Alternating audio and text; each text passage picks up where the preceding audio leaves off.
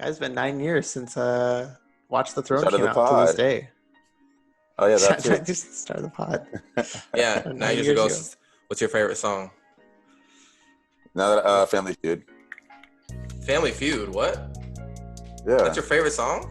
Well, right now it is. It's one I've watched most listen to. I love the production on it, and I love what they do, how they arrange Beyonce's vocals. I mean, what's your favorite song off of Watch the Throne? Oh, I thought we were talking about 444. Sorry. Yeah, I was like, what? I was like, Oh. for 1 second, I was like, that song is not on the. Sorry, I was confused. I think like Otis. I think Otis is But no, Otis for sure. But like the Murder to Excellence. Murder to Excellence. That's so It's good. easy. That's the best song on there. No Church in the Wild. I know. I was just about to say No Church in the Wild, and I know this one like became overplayed by the radio. But you know, Gentlemen in Paris was like an anthem for like a year. Ninjas in Paris. Oh, The that was live- called. The live performance of that is in Paris is Insane. crazy. Did you guys see the video of Beyonce in the mosh pit? Yeah. No, I haven't seen that. It's her in the I always mosh wonder pit. how her security. I'm still convinced it was for security. Like, oh, how does that happen? You know? That's insane.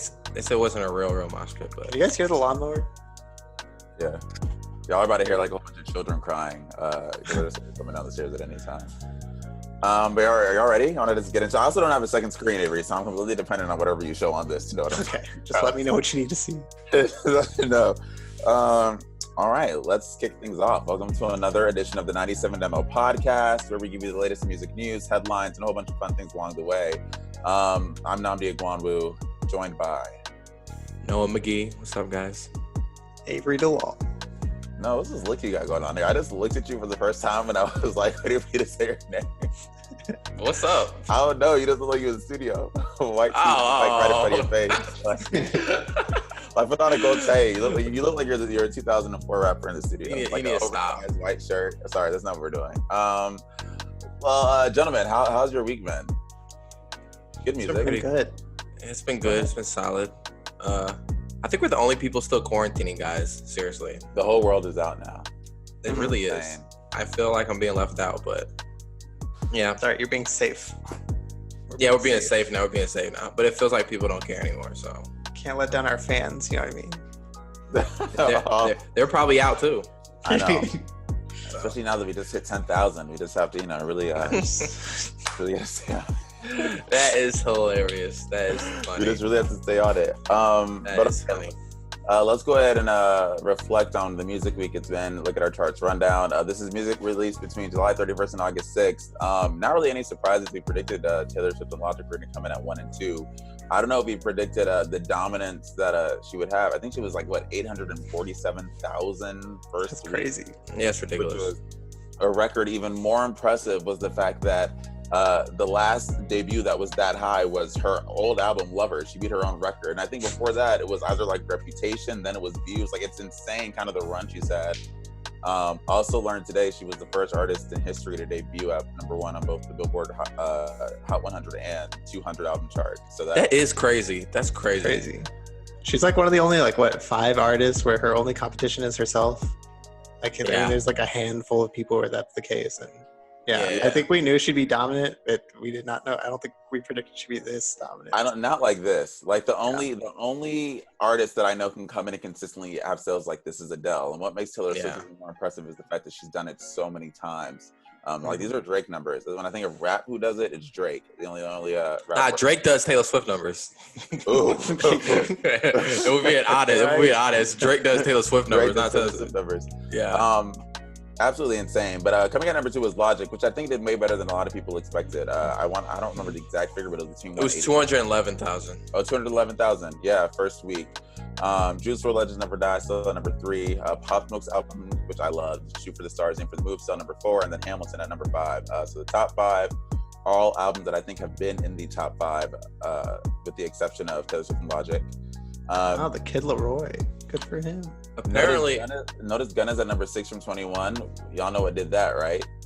Yeah, that Deluxe. That's something we have to talk about a little later. We're going to talk about Stay tuned. Yeah, so Deluxe. The Kid Laroi here at number 8. He's got a viral TikTok song. Just in case you needed that prediction. Of course. He has a viral TikTok song, and I heard he was like close friends with Juice WRLD or something like that. Okay. Apparently, I read an article about that, about him and Juice WRLD close friends. This album art looks cool. I haven't seen this. Yeah, I have no idea what it is, but I've seen. Oh, it's like some anime. I like stuff. that zoom in. I like that, Avery. Yeah, get dynamic. Quite dynamic.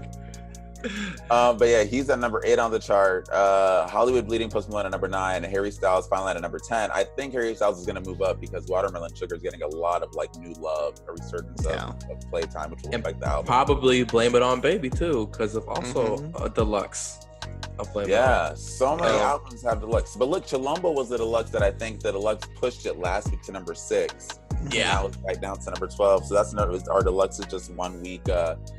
Like kind of drives and momentum than just another fall, but we will get to that later too. I keep on talking about what our topic is. Over on the Hot 100, equally similar, Cardigan by Taylor Swift at number 1. She's killing it. Yeah, look at her songs. Rockstar number 2. Y'all, all 16 songs from Taylor Swift's album debuted on the Hot 100, so just getting that out of the way. Not surprising. Rockstar by the Baby, Roddy Ricch number 2. What's Poppin' excuse me, number 3. Another Taylor Swift song, The One, at number 4. Blinding Lights at number 5. And then I'm gonna go to number 6 is Exile. I've decided it's my favorite song on that album because Bon Iver, that's just we've said this. That's my guy. Number 6. So how long do y'all think Cardigan's gonna stay number 1? Well, this is its only week. I don't see that staying. Me too. I agree. I feel like her album will stay number 1, but I don't think Cardigan will stay number 1. Yeah, I don't even think that was like one of the stronger songs on the album either. So I didn't even think that was a song that was gonna go number 1 at first. Me too. I think Exile makes sense to me because that's that's a song. Yeah. Watch these songs come around back like in the winter time. Yeah, randomly. Like cold and gray outside. That's exactly. This is you listen to Exile. It's sad outside. It's sweater weather. Yeah. I need to wear my cardigan. You know what I mean? That's when these are gonna come back around.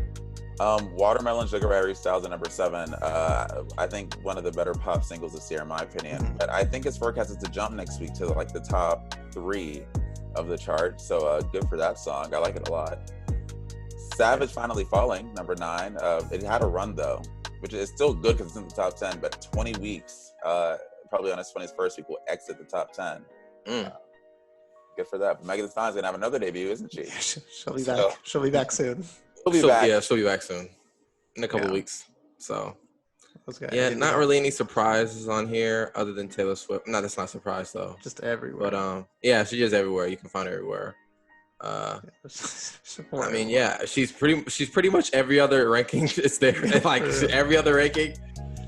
Wait a second. Is every song in the top 50? Oh, look at J. Cole coming up. Oh, they bounced. Yes, they jumped. Wow. This actually makes sense because I wonder if it was released like in the middle of a tracking week, and maybe that's why. Does it make sense? That's even more impressive because the climb back was 100. And Lion King on Ice was 101. It didn't even chart in the top 100. Yeah, and now it's up to 51. That is really dope.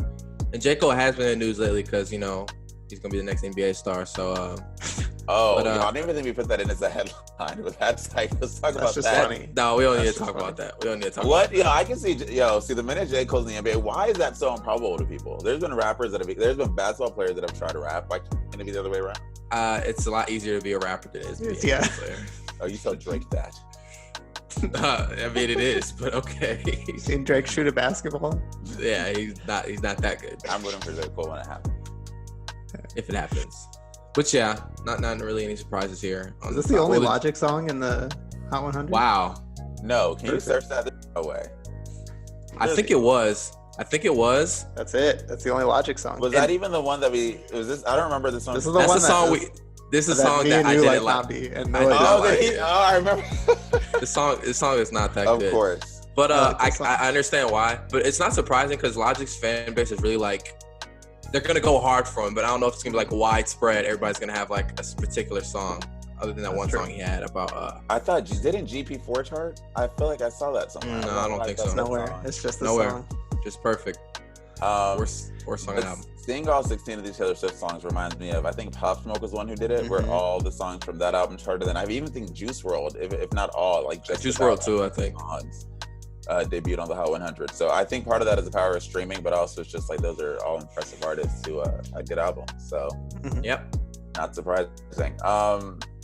let's see I put in some of our for the upcoming debuts that's coming out next week. Some of the songs we saw last week that were debuting. Move Your Hips by Nicki Minaj probably going to be in the top 3. Non-Future probably going to be a top 10 song. And I guess we'll just be able to come back and see where everything else lands. Are there any projections you guys want to make? And I guess we'll find out in like 3 days if we're right or wrong. I don't know. Do you guys think any of these songs are going to debut at number 1? Which one has the best chance? Is it Billie Eilish? Who is it? That's tough. Because I don't know if any of these will go to number 1 on the. Honestly, Billie Eilish or maybe Cardi, but I don't think it would have that much. Yo, I think Move Your Hips may debut really high. I think it'll go high. So. Because I've been on Twitter and I've been seeing what some of these fan bases can power hits now with these listening parties and stuff, and that's a dedicated fan base right there. So are you talking about the Nicki Minaj fan base? Yeah, I think her fan base, her last 2 songs she's been on have been pushed one. That's true. That's true. I don't know. It may be because it was Nicki Minaj and I don't know. Maybe I don't know. I just haven't seen this one buzzing as much. I don't think it's gonna be number 1 though. I'm really nervous about where The Gift is gonna debut. You nervous about it? I'm really nervous. I've always been an advocate for The Gift deserves more, and I'm just hoping that happens here. But top 5. Oh. Yeah, I think pretty much all these are gonna chart. I'm not sure if Run the Jewels will actually chart. I hope it would. I'm not sure though. That song is so weird, though. It's so good. I don't know. Yeah, I don't know it's good. It's weird, though. I love it, though. It's exactly what I think a Run the Jewels and Travis Barker song should sound like. But I don't know if actually Travis Barker's from Blink-182, right? So, I don't know. Blink-182 is not really, popping anymore. Especially, did you guys listen to their new song, which we'll get into an upcoming release? No. You need to listen to it just to laugh. Just to laugh. It's called Quarantine. It's hilariously not good. Oh, so it's bad. Okay. Yeah, and I'm a Blink-182 fan, but it's probably what you'd expect from Blink-182, honestly. But yeah, we'll check it out. Yeah, you should. Speaking of new releases, a big week. Good week. This is a good week for new releases. Cardi B, WAP, The Weeknd and Juice WRLD Smile, Blame It on Baby Deluxe came out. Caliucci's had a song come out. JoJo had her song come out. Anderson .Paak. Did you guys have? Flatbush Zombies. Did you guys have a particular favorite? Of course, we'll talk about the big ones in a second, but just thoughts about this weekend of releases. It was a good weekend of releases. I particularly enjoyed the Caliucci's track. And that track was really good. And the IDK and Jid track, I particularly enjoyed a lot. Even the Flatbush Zombie track, that was really good too. But yeah, those were all good. I like the Anderson .Paak song. It was a remix. Ooh, yeah, that's good. That was a really good remix. Yeah, and I got to listen to Amine half of Limbo yesterday. I got to listen to half of that project. It's cool so far. I've never been a big fan of his projects, but it's cool so far. Ouch. I mean, I feel like he's good. It's just I feel like as an album, it hasn't been able to come together all the way, in my opinion. But I really liked Compensating. I haven't listened to it yet, but I like the song. So good song. I hope. One of my favorite bands came out with an album this week. I put it in here. Glass Animals came out with Dreamland. It's been a while since they come out with music because I think it was while they're touring for their last album, which is incredible. Their drummer got hit by a truck while he was biking. Oh, I remember this story. And he had severe brain damage. He had to go to rehab. It was a long road of recovery for him. They didn't know if they're going to be able to ever release music together as the four of them again. And this is a comeback album from that. And so it's really cool to hear them back and doing their thing.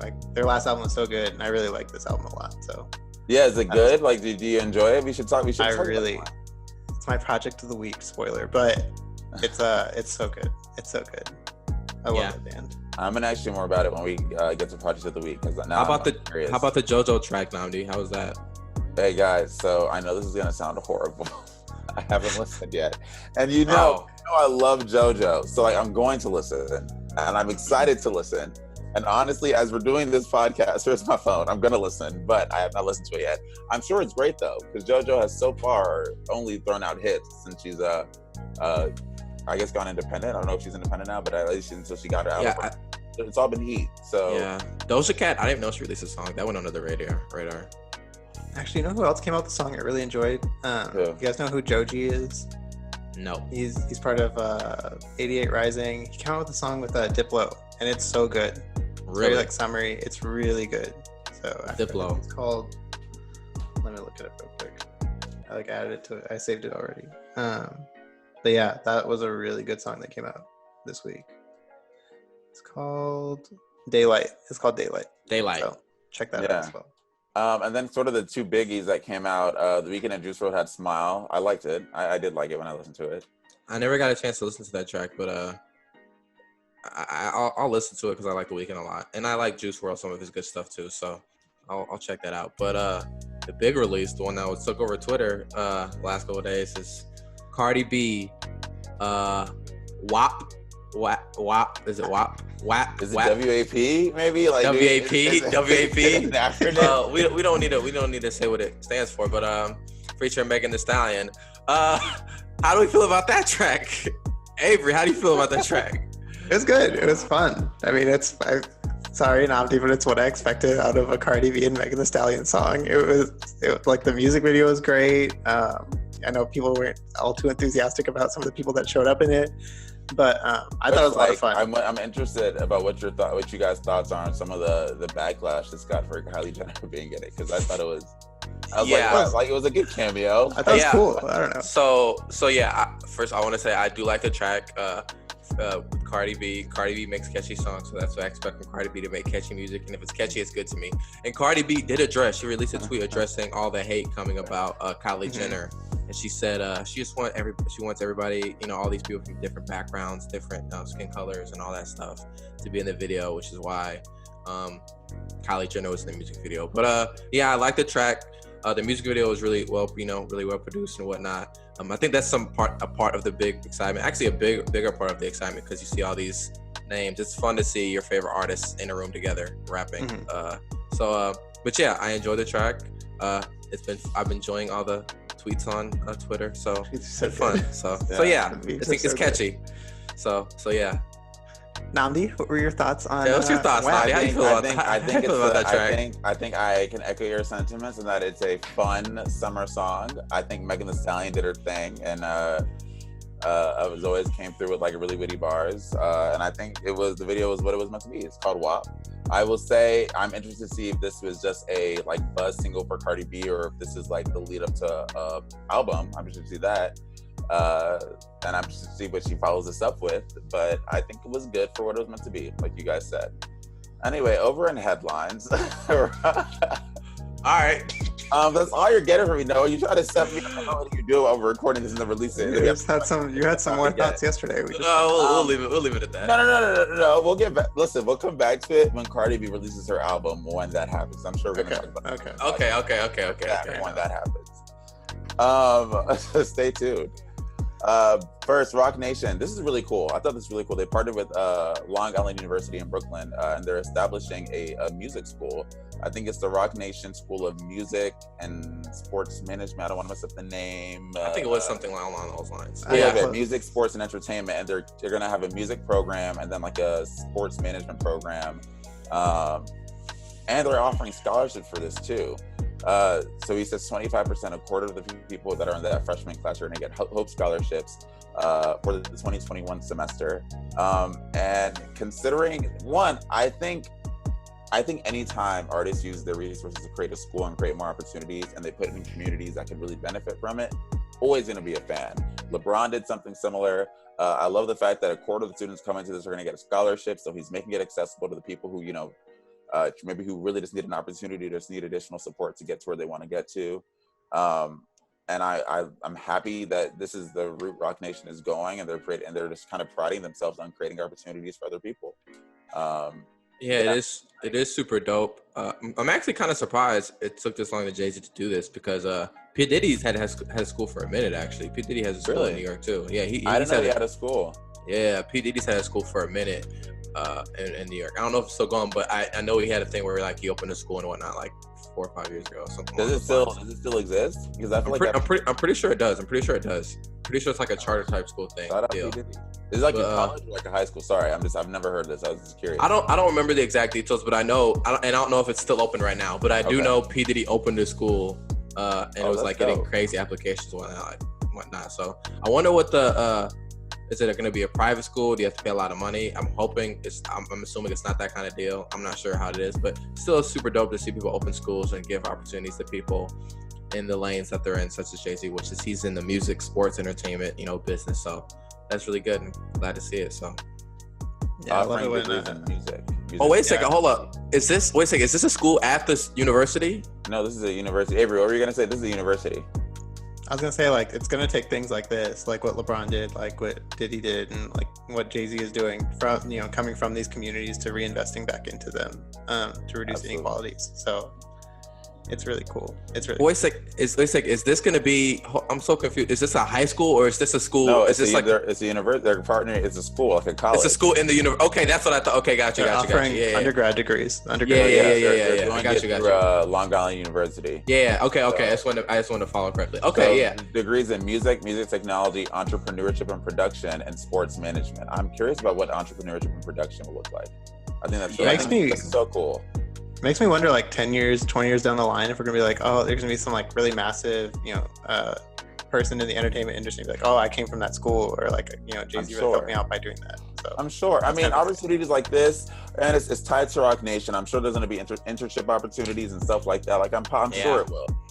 And I just think the fact that he's offering scholarships to 25% of students going is just that's what I love to see as well. Because this could be something like Noah, like you mentioned. I'm sure this is still going to have a high tuition rate. I'm sure the price tag on this won't be low for the 75%, but I'm happy he's taking steps to make it a possibility for those who may not have those resources. Yeah. And look, also offering resources to high school students and those younger starting in spring 2021. And residential camps for high school schoolers. So they're going to do a lot. They're targeting a whole bunch of age groups. So this is cool. I like to see this. Yeah, that is really dope. Jay's gonna get a nice little building named after him. Exactly. So we'll see. Okay, what else do we have lined up? This is something I saw that's interesting, and I think is going to become a larger conversation. I think by now we all have artists that have canceled shows. I think we all know that, and we often think about that in the context of impacting bands and impacting the artists. But there's so many other stakeholders that are impacted by that, and one that I immediately thought about were venues. But not only venues, smaller venues, indie venues who may not have, a ton of money or a larger company backing them to support them. John Cornyn's involved in this. Sorry, I'm not a huge fan of that man. Hey, we don't get political on here, okay? I'm not getting political. He's kind of dumb. No, but honestly, it's not even the specific act that they're doing. As much as it is just this is a group that is for sure impacted by the pandemic. They're not stars that have a larger label backing them. Like, especially if you're independent, what do you do when everything dries up and it's totally illegal for you to hold events inside of your venue? And some say they're having issues getting federal support. Like, there's just a whole bunch of things at play. So I think this is going to become a larger conversation. Like, what do you do with the venues?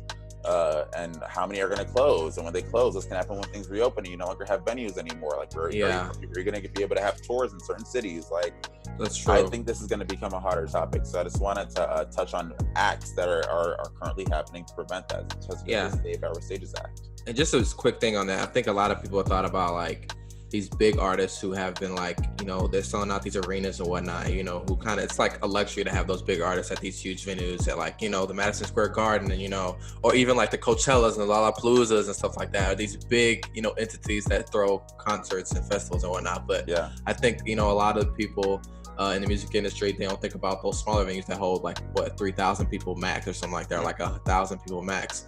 And those are the people that are really hurt by it because they live off that. That's what they eat off of. So, I think we haven't thought about that in the music industry. We think about these bigger acts with these arena tours and not these smaller indie acts who these are the best places to go see concerts. They're the best place to see concerts, exactly. So, that is a disappointment to see some of these places that could possibly close if it happens. And hopefully we can keep some places open, so. Yeah, and I always forget people listening can't see the screen. Senators John Cornyn of Texas and Amy Klobuchar of Minnesota introduced the Save Our Stages Act, which is with the created $10 billion grant program exclusively for live venue operators, promoters, producers, and talent representatives. And there's also another act, the Restart Act, that is not specific to venues, but just for small businesses in general, but provide a ton of money. So, let's see what else we have going on.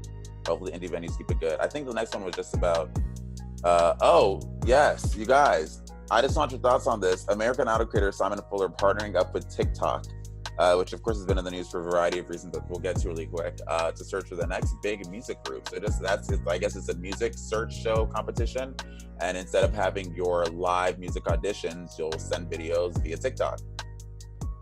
Yeah, I'm actually kind of surprised it took this long for somebody to actually do this. Actually, considering TikTok's been killing. I mean, it's been a big part of the music industry for the last year or so, I guess. For now, I'm comfortable saying.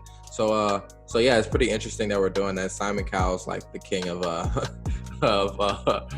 music competitions not these days. So it's dope to see him do this. No, Simon Fuller.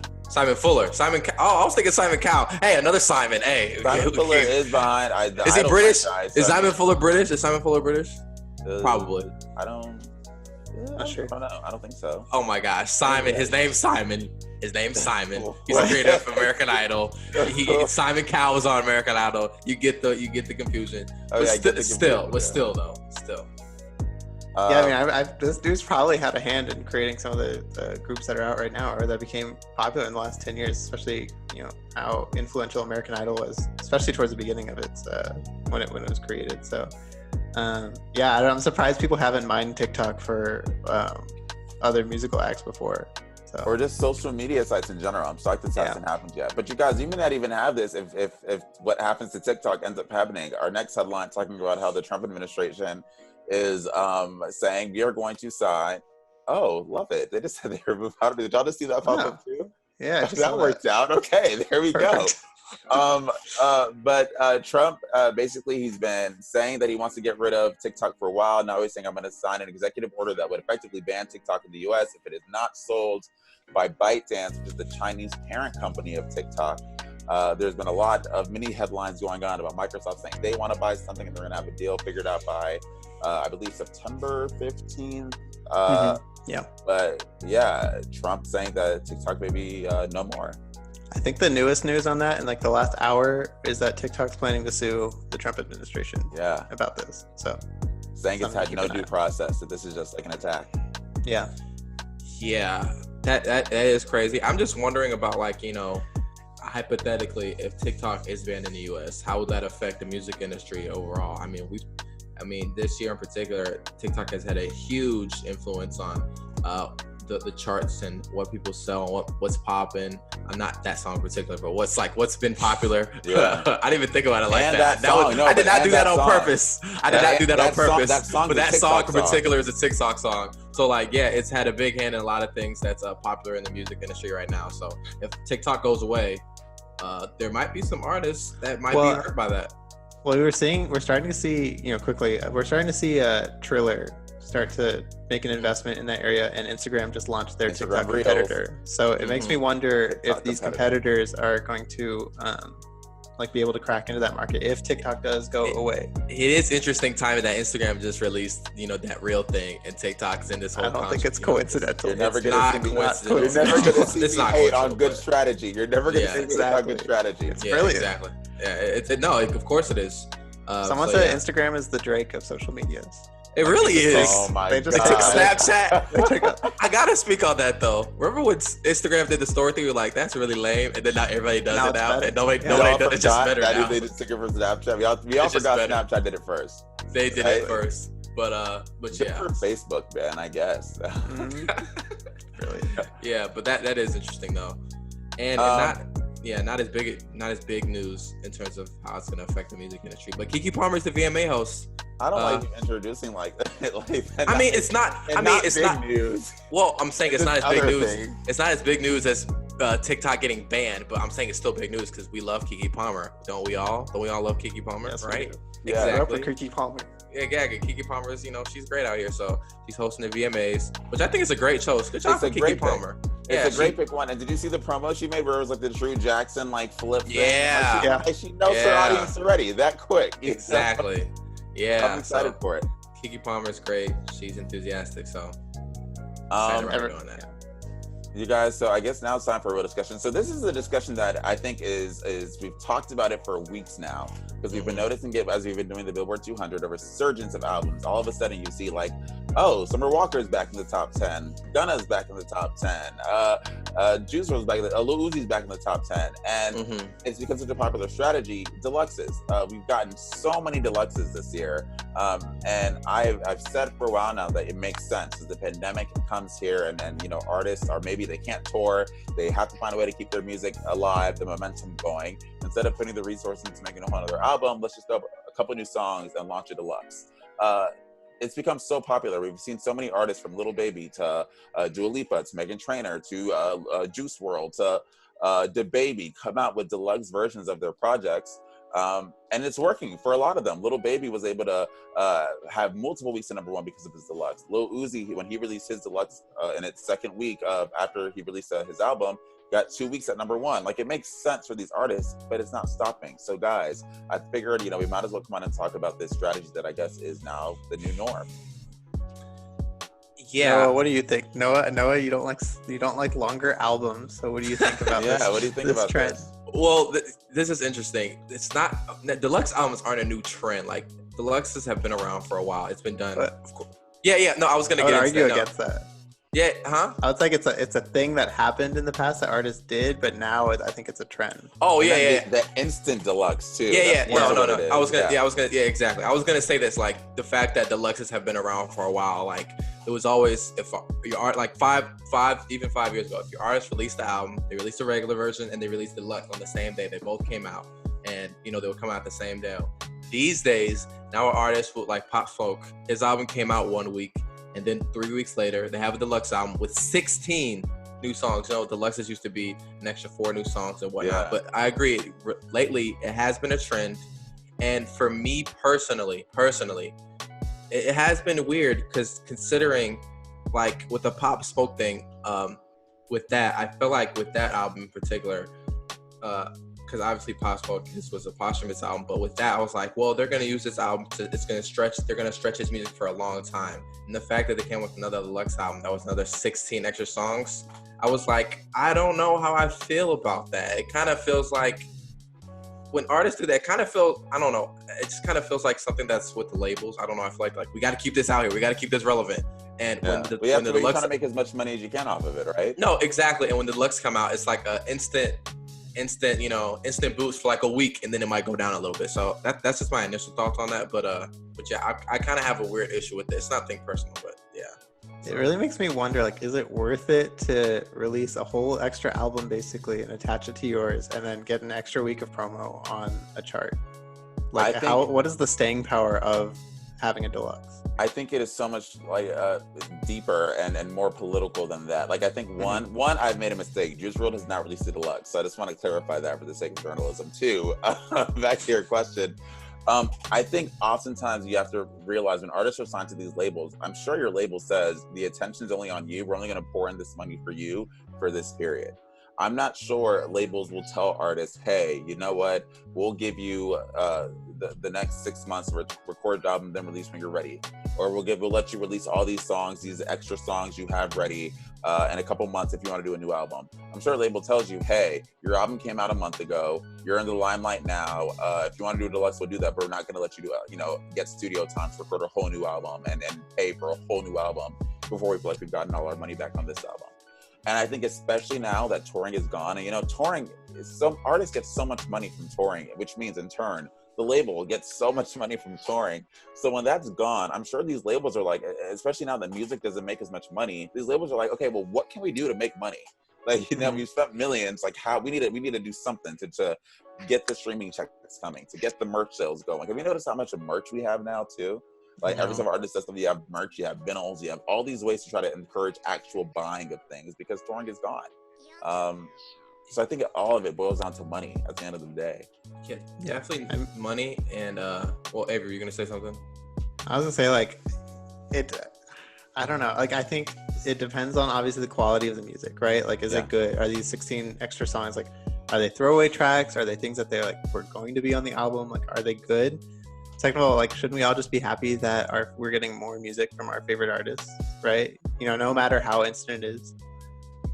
it's kind of quantity over quality. You know, exactly. No, the question's there. And this though definitely connects because I remember we saw this a couple weeks ago, maybe a week ago. Remember the Spotify CEO or something like that was like, if you're not releasing music, he's like, if you're not releasing music all the time, back to back to back, you're doing something wrong. And obviously he has a interest in that. He wants people more using a streaming service, and it has to just do with the time we live in with streaming. Because I think now, in terms of tracks, albums are longer than ever. Like it's normal for people to have 20 tracks on their album. It's super normal for tracks to have 20. The songs are getting shorter, and the albums are there's more tracks now. Yeah. So now, I think labels are just doubling down on it now. We're like, okay, you got 17 tracks. Add another 17 more. You know what I'm saying? It's kind of ridiculous, honestly. And I think it's only. And I don't know if this is a strategy if the album didn't originally do well, or only if the album was like doing well and then they're gonna do with Deluxe. Cause I don't see a lot of. It's usually like these bigger acts, honestly. I mean, all these people, they're not like they vary in popularity, but for the most part, they're pretty well known artists. For the most part. Well, I think sometimes these artists may be like it's almost like our second shot to see if we can get an extra dose of momentum. You can do a little bit more promotion and come out with the extra songs that maybe will catch a little bit more fire than some of the older songs, because that's worked for some people. Like if you have a successful Deluxe, it can really do good for you. Like Little Baby's Deluxe. I remember in that article, the Billboard one, it talks about how Lizzo released her Deluxe so she can include Truth Hurts and get all that extra momentum on that album. And like, see, it's and true. When that album came out, she did that. It started charting higher. So I mean, it definitely, there's a purpose to it. But one thing I'm interested in is you'll see this whole idea of releasing new music and new projects every other year is so new, and you can tell by looking at the artists that do it and don't do it. Artists that came out, honestly, maybe 2010, 2011, they'll still take their time in releasing new music. I say that because when Beyonce wants to take a break, she'll take a break. When Rihanna wants to take a break, she'll take a break. Even though there was a while Rihanna came out with a new product every 8 months or something, but still, they'll still take 2 to 3 years. Now I feel newer artists, it's either we're gonna leave a project, an EP, a mixtape, something to constantly keep you hearing our names. What do you guys prefer? Do you miss the days where you can take your time with music? I definitely, it's so crazy. I'm gonna answer that question too, but it's kind of crazy because I agree with you. All the artists sub 2010 during that time still take their time, except Drake. He's the only person. Yeah. And this is, I have to just say this.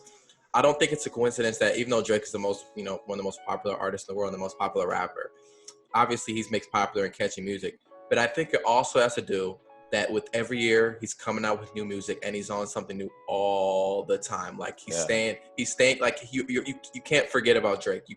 He never allows you to miss him. And I think that has something to do with, Drake is the person kind of moving with the times, and it feels like these other artists are kind of like, I'm still going to take my time. And I think that also has to do with the fact that they've been there, they've done that, they're kind of more veterans in the game. 2010 was a long time ago. These artists 10 years ago, that's true. That's a long time now. So artists like, your Big Sean's, your Wale's, your Kid Cudi's, your Frank Ocean's, Kendrick Lamar's, your J. Cole's. Kendrick Lamar's, your J. Cole's. I don't know. I thought I just said J. Cole. But yeah, your J. Cole's and whatnot. They're going, since they've already had that success already early on, they're going to release an album. They're going to release the album. They're going to have the single. They're going to tour. And then they might take 2 years off. Kendrick Lamar's take damn near 3 years. It's been 3 years since he released the album.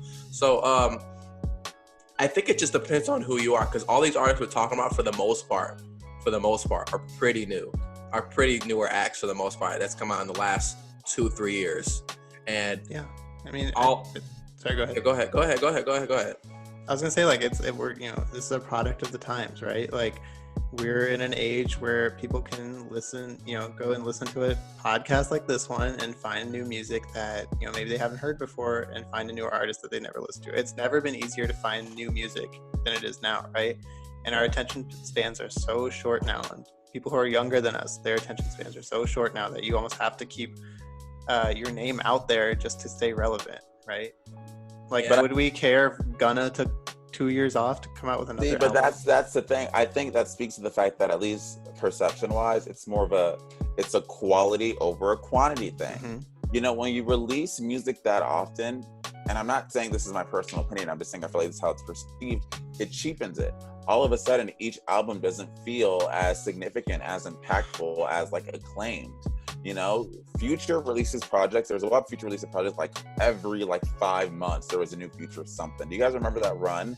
And the result was people would literally tweet, Future, leave us alone. Like it came out, of course his fans loved it and it worked for him. He made money. I think Future, honestly, we forget, has a record for amount of consecutive number ones or something. For sure. It worked for him, but it definitely changes your perception as an artist. Drake, I think, has kind of found the balance, but I think that only works for him because Drake will say, this isn't an album, it's an EP. This isn't an album, it's a mixtape. It's an album, it's a playlist. Yeah. So that even people may forget, his albums have been 3 years apart. Views was 2015, 2016. Scorpion was 2018. It's 2020, and we still don't have his new album. So, it's still perceived that way. Artists that I think are considered acclaimed, they take their time still, and I think you would never see a Beyonce releasing a solo project every year. You don't see Rihanna do that anymore. The counterpoint to that is what are you gonna do? Not listen? These artists are just gonna keep being successful by releasing new music because we are going to keep listening to them. Or will you though? Because I'm sure on each. I wonder if especially the fans that these artists have. Who doesn't? What Lil Baby fan doesn't want to hear a new Lil Baby song or a new Lil Baby project? Yeah. Okay. I get that. Okay, but the fact that Lil Baby isn't popular just because of the Lil Baby fans in general. I'm saying obviously it has to. All these people, they're obviously playing to a bigger crowd now. Obviously their specific base. Yeah. And other than just their specific base, exactly. So I think, kind of getting to Nnamdi's point, I think the fact that they're releasing music, I think people are going to care for a little bit. But I think after a while, you kind of have to do the thing where you have to take space in between your albums. I'm hoping this, Roddy Ricch, who had a superly successful album or anything like that. I checked that. I was I'm wondering Roddy Ricch, because he's kind of in that same lane as these rest of these guys. He hasn't released a Deluxe or anything like that. It'd be really interesting if Roddy Ricch did this and then just went away for a year. I don't even mind a year or something like that. And then released something else. I think that would be huge for Roddy Ricch to do something like that, considering his first album was such success and it was so good. It was such good quality. He can do that. He has no Deluxe or anything like that. Mm-hmm. You know what I'm saying? Somebody, and you know what? And even Lil Uzi, even though he's somebody who did a second album, he was somebody that also went away for a long time. He was gone for a while in terms of people didn't know if he was going to release his album or whatnot.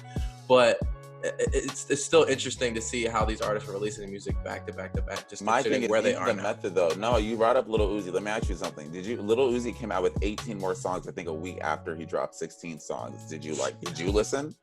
Because to me, I was almost overwhelmed. I didn't even get to digest your 16. I got another 18 to listen to. I don't think I'm the right person to ask that question about Lil Uzi. I don't think we're the right group for that. No, wait, no, but you.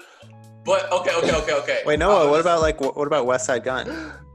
Right? Oh my God! This is even interesting. Interesting. Okay, I was gonna get to that. Okay, so we're talking obviously these bigger acts who release music back to back to back. Yeah. There's also this. I would say it's a trend now, even in this smaller indie group of artists, especially rappers, release a lot of albums back to back. And Avery, West Side Gun. Now, I will say this: even all Griselda, everybody in Griselda, they release about 3 albums a year. No joke. Can I say why that's different? Because you know why it's different. Why? The track. How long was That's true. That's true. That's a good point. Maybe 9. It's different. Easy to do that. Different. Exactly. With them, they would literally do I think these smaller acts will do and I think this is a trend in this space too. Is they'll release 3 albums, but each one's 30 minutes. Or 35 minutes. So you're wanting more when you're wanting more. So you're hearing it's a nice little, when you listen to a nice little just blip. It's a little blip. Right. Oh, that was a cool little project. These people now are releasing whole albums hour. I looked up Lil Baby's Deluxe, and I know the second Deluxe is just music videos, but it's hour 40 minutes. Lil Uzi's album is 2 hours. His Deluxe his album is 2 hours long. That's one album is 6 of the it's a movie. Albums. It's literally a movie. So, and you know what's so crazy? I was actually surprised somebody like Jhené Aiko actually did a Deluxe like that too, considering she comes from that 2010, 2011, 2012 era. Beyonce just did one. I don't think there's you can't say what kind of artist is going to release one, what's not. But how long was Beyonce's Deluxe? I wouldn't be surprised in a couple weeks Taylor Swift comes out with a Deluxe album. No, I don't think so. The thing that's different, I think the instant Deluxe is what we're talking about. This idea of after a month, here's the Deluxe. After a month, 2 months. The Lion King, the Gift Deluxe came out a year after, and I compare Beyonce to Lil Uzi.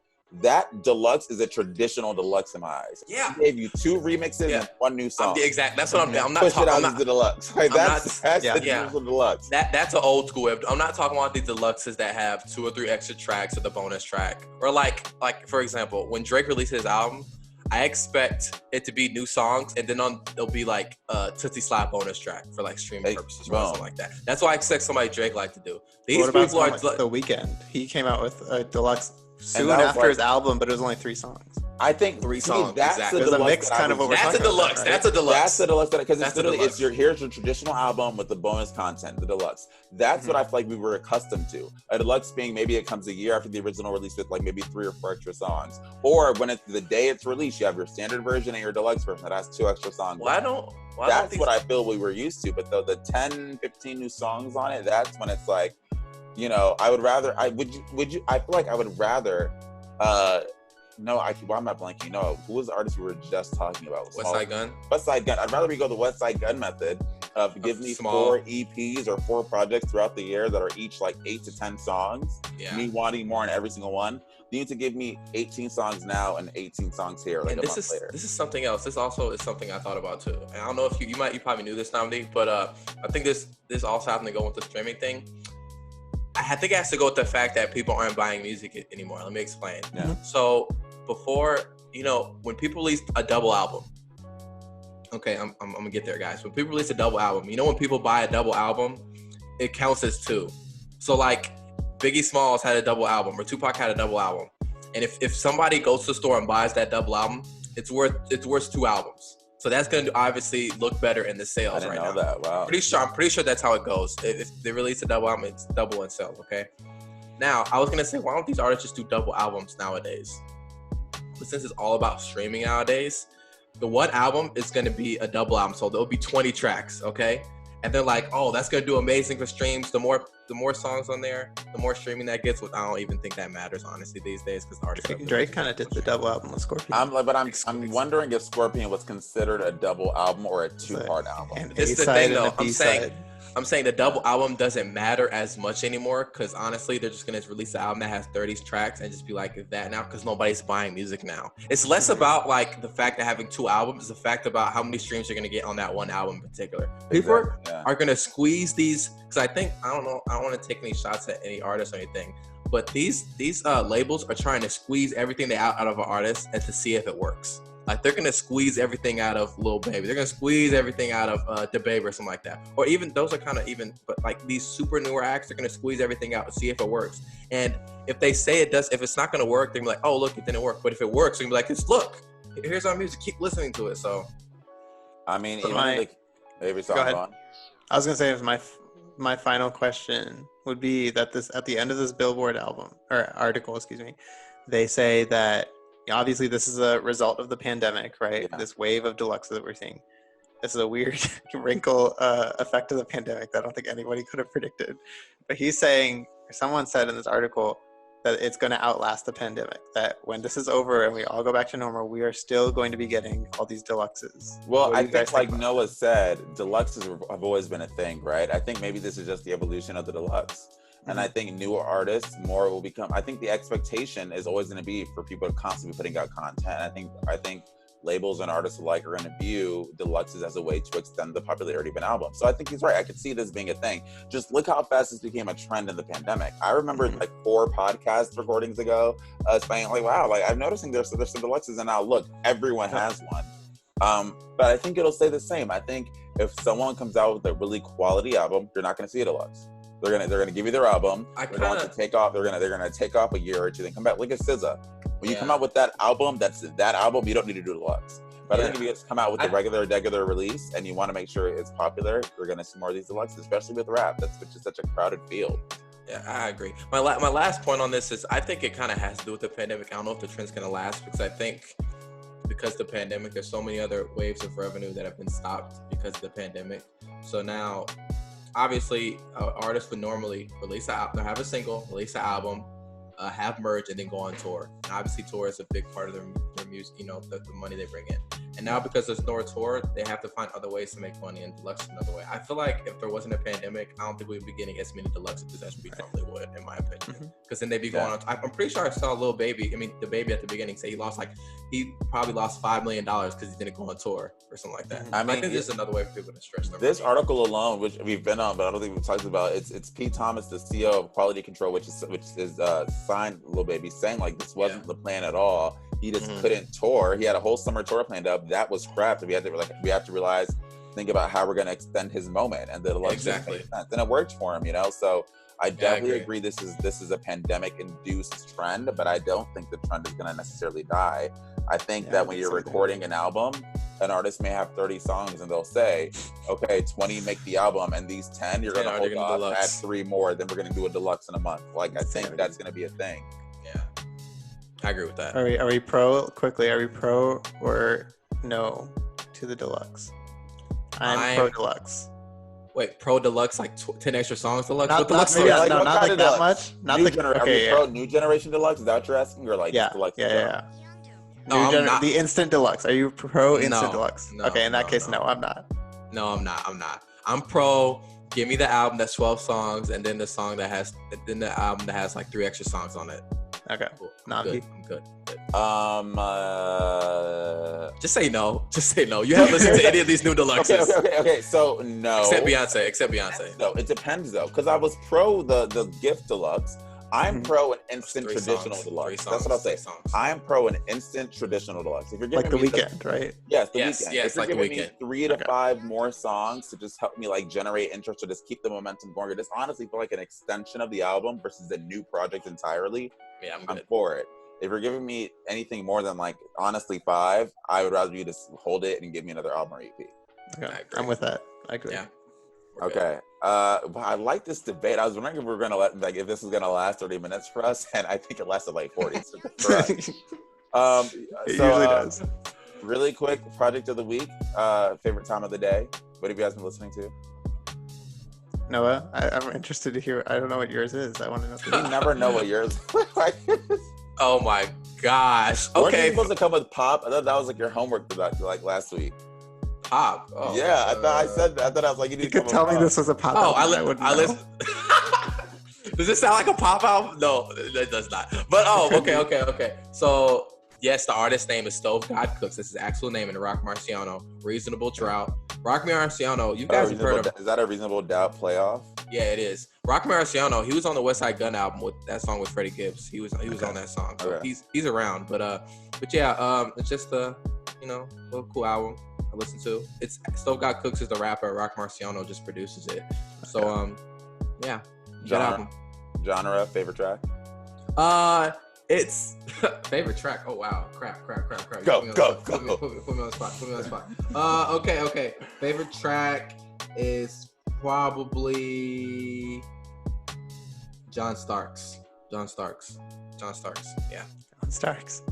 And it's like your like lo-fi rap, Noah's Bag. It's gotta be. Yeah, it is. Yeah, it is. That's a 2020 Noah thing. This is not a I'll have to check it out.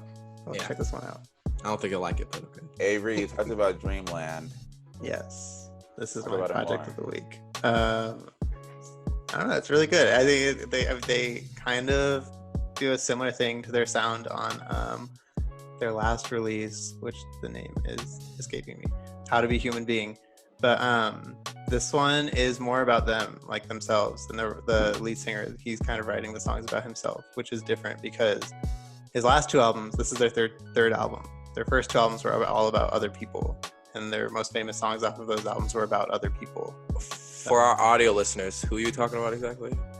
Glass Animals. Okay, there you go. Dreamland. There you go. But yeah, I don't know. It's so cool to hear that they're back making music, especially after what happened. It was kind of a crazy thing. So yeah, and listening to this album, I just really wish I could see them in concert because it would be so fun to listen to these songs live. We want concerts back. We want concerts back. We want them back. But safe, socially distant concerts. Yeah, totally. The best kind. But the best kind.